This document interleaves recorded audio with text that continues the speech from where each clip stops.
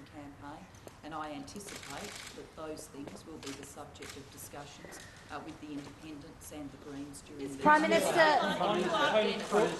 You mentioned that you thought Labor had a better prospect of actually getting legislation through. Does that mean that you will have a greater chance of dealing with the Greens in the Senate, not just the Independents in the House? And what demands would you give in to the Greens in the Senate, particularly on a carbon tax? Well, once again, we'll obviously be having discussions in coming days, but as I said yesterday, let me reiterate today, we went to the election with a comprehensive and positive plan for Australia's future.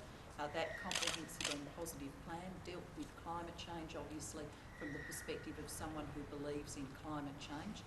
We will be having discussions over the coming days, but in those discussions, I will be indicating we do have a positive plan for the nation's future. It's properly costed. Do you think you're likely to have a better relationship with the Greens than Tony Abbott would? Well, we will have discussions in the coming days. Can I ask about Tony Crook, the WA National? Thank you, Prime Minister.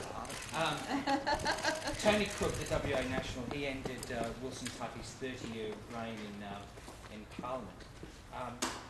Have you written him off as just a coalition stooge, even though he got to Parliament on the back of Labor preferences? And do you intend on contacting Mr Crook to ask what he might not want? Look, I understand that someone who would have anticipated, someone who Mr Abbott would have anticipated being a member of his coalition is saying that he intends to conduct himself as an independent. I do understand there's been that breakaway from Mr Abbott's coalition, if that's the right term. And I understand that one thing Mr Crook is asking for is that the Minerals Resource Rent Tax not proceed. Obviously, I entered a breakthrough agreement with the Australian miners, our biggest miners, about the Minerals Resource Rent Tax, and I will be honouring that agreement. I'm of course happy to talk to Mr Crook, but the agreement for the Minerals Resource Rent Tax will be honoured. Could I just go to the mechanics of the talks you're going to have with the Independents? Are you going to call them in one by one and you two have a chat with them? Is it a group meeting? What's the process going to be?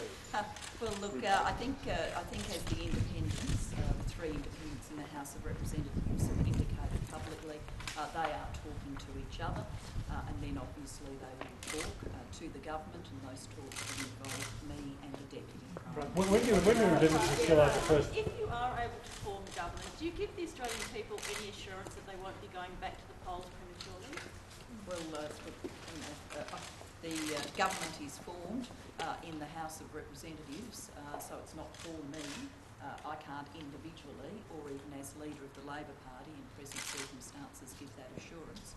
Obviously, as we work through with the Independents and with the Greens, the subject of those discussions is the forming of a stable government that can be in place, processing the business of the Australian people through the House of Representatives and through the Senate for the full 3-year term. Prime Minister, in South Australia, when a similar situation arose about 8 years ago, the Rand government signed contracts with independents and nationals where they gave them the freedom to vote against the government on certain bills.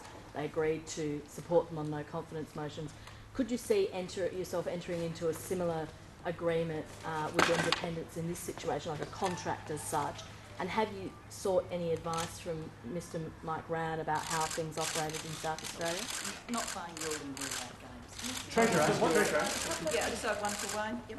Treasurer, do you have any words as Treasurer for the markets? And also, do you actually continue to support Labor's policies on tariffs and trade? We will continue to provide strong economic management within the framework of the Convention notice, and of course our policy framework has been put before the Australian people in the election campaign, and that's the policy framework we are taking forward. But I think everybody can be confident that the government has rolled up its sleeve, back at work, providing strong economic management that saw this country avoid a recession and has made this economy one of the strongest in the advanced world. Mr Martin, when will the first... Sorry, well, you're being discriminated against there by sheer individuals at the front. Yes. She's been discriminate for because she's got red hair. You're thinking of a change, Dennis? And very attractive it would be too. A couple of the independents have raised emissions trading over the last couple of days, Mr. Wright. Are you intending to assist with your Citizens Council, given that a couple of people who may help you form government are basically saying, why don't we do emissions trading now? Were you on about that? Look, we took to the election a range of climate change policies, comprehensive range of climate change policies, and that was part of our positive plan for the nation's future. The Citizens Assembly was one part of that, one way of engaging the public in a discussion about carbon pollution, how we set a cap on it, how we design a market mechanism to deliver to that cap. In the days that lie ahead, obviously I will be talking, assisted by the Deputy Prime Minister, talking with the independents and with the Greens. I'm not going to play games of ruling things in and ruling things out. Our intention is to have those negotiations in good faith, with due diligence, with respect, with the individuals involved. There is a keen interest from the Australian nation in these discussions, of course, and we will be reporting to the Australian nation periodically as the discussions occur. Ms. Gillard, just a procedural question. Sorry. What are the minimum requirements you want to see to you satisfy yourself that you can form a state government? Well, look, I don't think that there's any mystery about requirements about supply and no confidence measures and all the rest of it. These are Ms. Gillard, just a procedural question. When will, not the Greens, but the three rural independents, when do you envisage the first face-to-face meeting with any of them? Will it be tonight or tomorrow morning as they trickle into town? Look, these discussions will be happening during the course of the Prime campaign. Minister, could I get back to a subject that you mentioned earlier and Dennis and Krishna both asked you about, which is you're asserting that you would be able to get bills through the upper house better than Coney Abbott. You haven't said why, or you haven't provided any evidence of that, given that the CPRS is not back. What's the evidence that you Well, feel better job? the question I posed, and I think the two questions are relevant to who is best positioned to form stable and effective government, who can do that direct task, who can provide the stability, the positive plans in the nation's interest, the costed plans in the nation's interest, who can do that. Number two, who can best process legislation through the House of Representatives and the Senate. Obviously, the best processing of legislation is something that I will be discussing with the independents and the Greens during the course of the NBN. Prime Minister, One second, yes. Sorry, can I just clarify your answer in relation to the question I just asked? I thought the answer you gave implied that you may not pursue the citizens' The policies of the government are the policies announced during the election but campaign. Ms. Gillard, if the independents said to you, Well, let's just dispense with that obviously we're going to have a set of discussions, and I'm not playing rule in, rule out games. You've had, there have been Labor frontbenchers blaming state premiers or state governments for the poll. There have been people blaming national secretaries and campaigns. Are you happy for the blame game to run, or is it time for people to be quiet and buckle down? Well, look, I've seen election analysis on all sides.